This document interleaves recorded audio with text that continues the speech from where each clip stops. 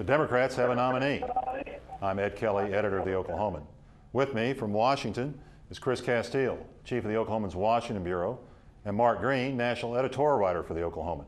Both men are frequent contributors here on News OK TV.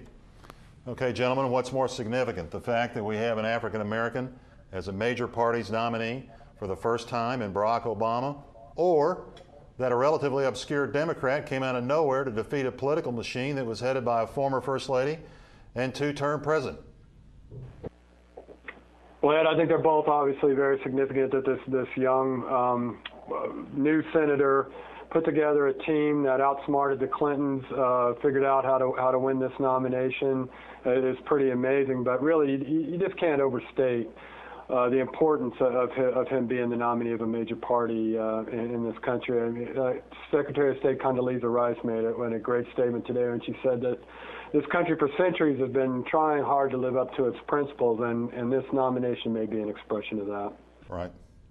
To see whether the obvious historical significance of Obama winning the nomination carries forward on into the fall campaign, which is still a few months away.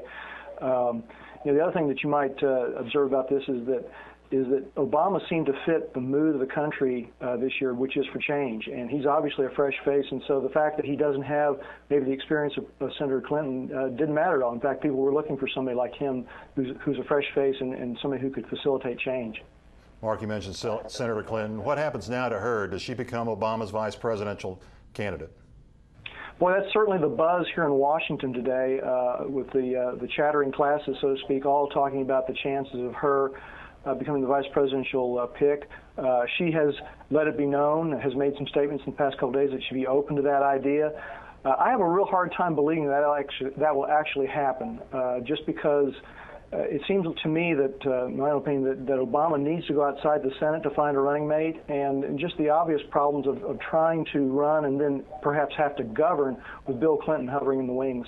Right. Yeah, I don't know, Ed, about whether he'll choose her or not, whether that's really what she wants. It's hard to know. It's probably hard for her to know right now exactly what she wants. I will say, though, that she's a hardworking, smart senator. I mean, I've seen her for the last few years in committees, which is where the Senate, where Congress does most of its hard work. And she comes prepared. She knows her issues. And I assume that if she wanted to, if she put her mind to it, she could be a great senator.